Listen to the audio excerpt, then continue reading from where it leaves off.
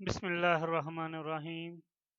अज़ीज़ तलबा, मैं मोहम्मद तस्लीमुल हसन बागीचे उर्दू से आपको खुशामदीद कहता हूँ। बेटा, आज हम करेंगे शेरी इस्तिलाहात।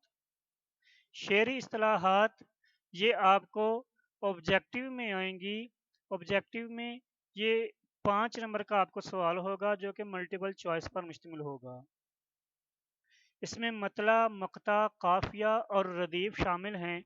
इन 4 चीज़ों को हम शेरी इस्तिलाहात का उन्वान देते हैं।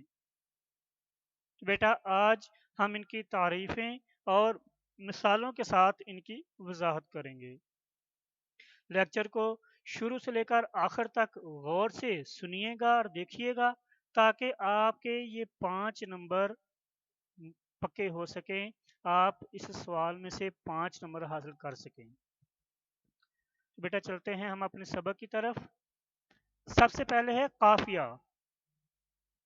काफिया के मानी हैं पे दर पे आने वाला, पीछे पीछे आने वाला। इस्तिलाह में अशार के आखिर में आने वाले हम आवाज अल्फाज को काफिया कहते हैं। शेर में रदीफ होने की सूरत में ये अल्फाज रदीफ से पहले आते हैं। रदीफ की वजाहत हम इसके बाद करेंगे। यानी काफिया एक नज्म के अंदर, गजल के अंदर, शेर के अंदर जो हम आवाज और हम वजन अल्फाज होते हैं उन्हें काफिया कहते हैं। मिसाल के तौर पर इकबाल का शेर है कि बंदा साहिबो मोहताजो गनी एक हुए। बंदा साहिबो मोहताजो गनी एक हुए, तेरी सरकार में पहुंचे तो सभी एक हुए। अब देखें, गनी सभी, गनी सभी, ये दोनों जो अल्फाज हैं इनकी आवाज आपस में मिलती है। तो इस शेर में गनी और सभी काफिये होंगे। फिर इसी तरह हाली का शेर है कि उतर कर हीरा से सुए कौम आया। उतर कर हीरा से सुए कौम आया और एक नुस्खा कीमिया साथ लाया। आया, लाया, ठीक है ना। आया और लाया, इनकी आवाजें भी एक दूसरे से मिलती जुलती हैं। तो बेटा, ये जो आवाज़ों का मिलना है, ये जो हम आवाज़ अल्फाज हैं, इनको हम काफिया कहते हैं। तो इस शेर में आया और लाया काफिये हैं। इसी तरह गालिब ने कहा था कि दिले नादां तुझे हुआ क्या है। दिले नादां तुझे हुआ क्या है, आखिर इस दर्द की दवा क्या है। अब देखें, हुआ और दवा, हुआ और दवा, ठीक है ना। अब यहाँ पर भी इनकी आवाज मिलती है तो ये भी यहाँ पर काफिये होंगे। या हम यूं कह लेते हैं कि जैसे मिसाल के तौर पर शाम, नाम, काम, दाम, इनकी आवाजें मिलती हैं, काफिया होगा। आन, बान, शान, नान, ठीक है ना, इनकी आवाजें मिलती हैं, काफिये होंगे। तो वो अल्फाज जो हम वजन हो, जिनकी आवाज एक दूसरे से मिलती जुलती हो, उन्हें हम काफिया कहते हैं। जिसके बाद आता है रदीफ। रदीफ के लुग़वी मानी हैं घुड़सवार के पीछे बैठने वाला। इस्तिलाह में वो मुस्तकिल कलमा या अल्फाज जो किसी नज़्म या गज़ल के शेरों में काफिये के बाद बगैर किसी तब्दीली के दोहराए जाएं, उन्हें रदीफ कहते हैं। वो अल्फाज जो किसी नज़्म या गज़ल के शेरों में काफिये के बाद बगैर किसी तब्दीली के दोहराए जाएं, उन्हें रदीफ कहते हैं। यानी कि ये काफिये के बाद आते हैं और ये एक या एक से ज्यादा अल्फाज हो सकते हैं जिनमें कोई तब्दीली नहीं होती, बार बार वो दोहराए जाते हैं, उन्हें रदीफ कहते हैं।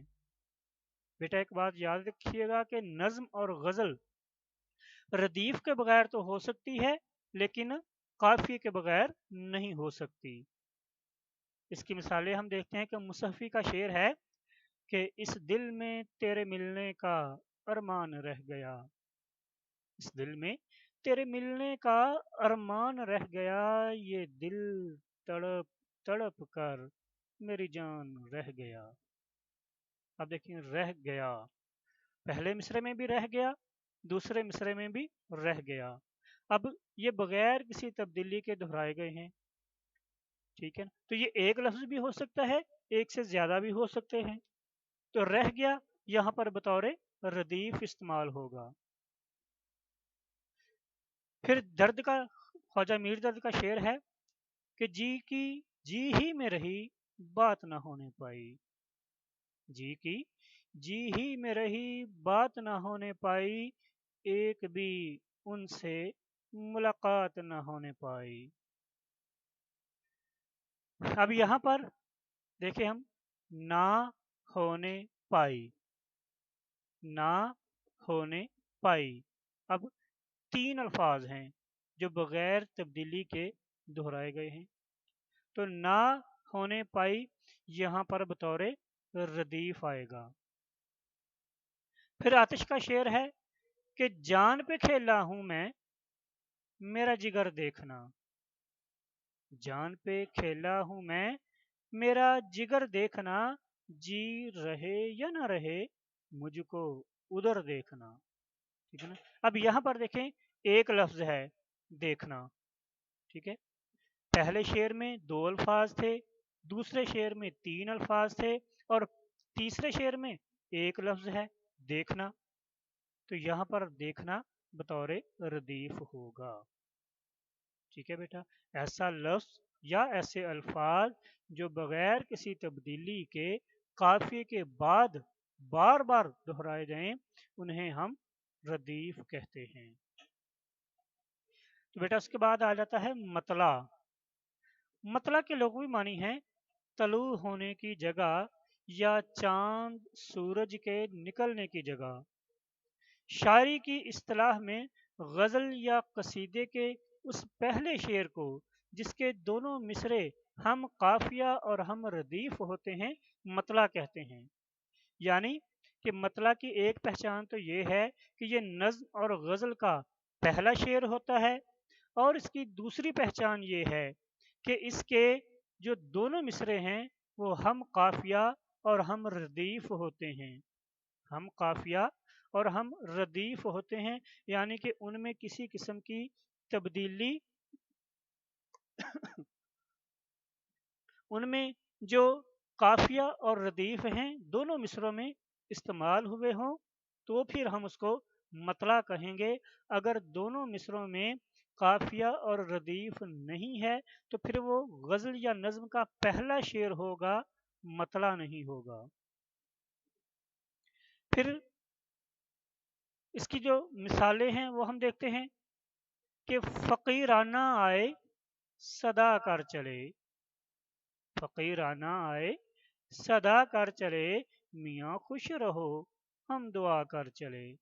اب دیکھیں صدا دعا دونوں مصروں میں قافیہ، کر چلے دونوں مصروں میں ردیف آ گیا، ٹھیک ہے نا؟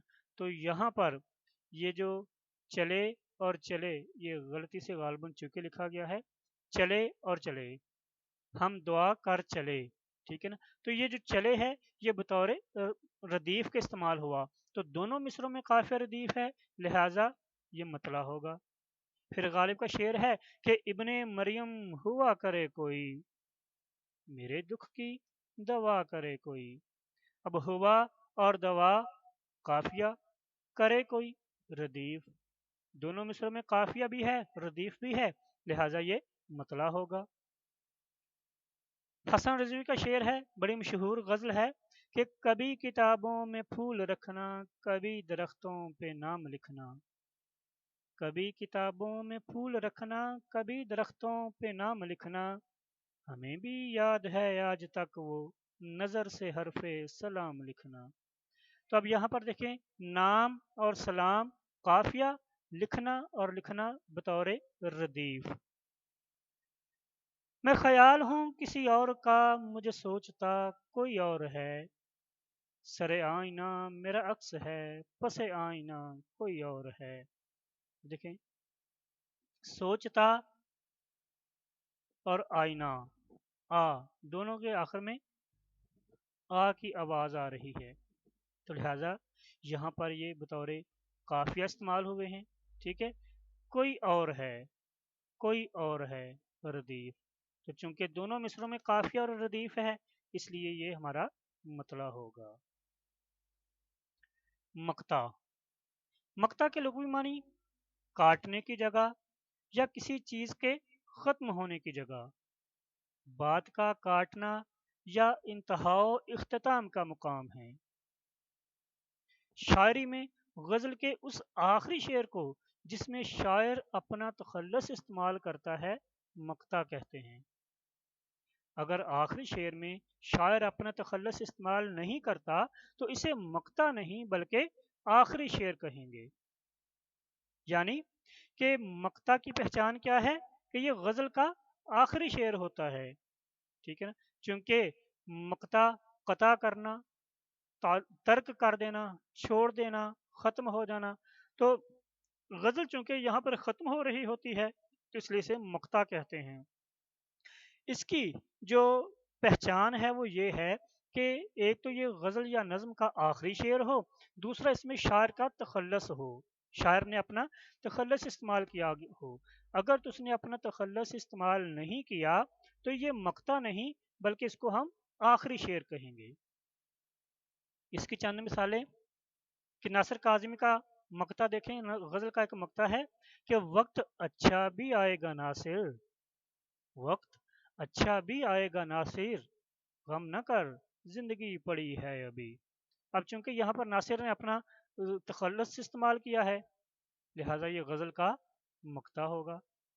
फिर मोमिन की गजल का मक्ता देखें कि क्यों सुने अर्ज मुस्तरिब मोमिन, क्यों सुने अर्ज मुस्तरिब मोमिन, सनम आखिर खुदा नहीं होता। मोमिन, मोमिन शायर का तखल्लुस है, तो लिहाजा ये गजल का मुक्ता होगा। फिर दाग दहलीव का शेर है, नहीं खेल ए दाग यारों से कह दो, नहीं खेल ए दाग यारों से कह दो कि आती है उर्दू जुबां आते आते। तो चूंकि यहाँ पर दाग ने अपना तखल्लुस इस्तेमाल किया, लिहाजा ये भी गजल का मुक्ता होगा। तो मक्ता, बेटा मैं फिर दोहरा दूं कि मक्ता गजल या नज्म का वो आखिरी शेर जिसमें शायर ने अपना तखल्लुस इस्तेमाल किया हो। बेटा ये हमारा आज का सबक था। आज हमने काफिया, रदीफ, मतला और मक्ता किए। अगर आपको सबक की समझ आई तो चैनल बागीचे उर्दू को सब्सक्राइब करें, लाइक करें और शेयर करें ताकि आपको ऐसे ही तमाम असबाक मिलते रहें। बेटा अपना बहुत ख्याल रखिएगा। अस्सलाम वालेकुम।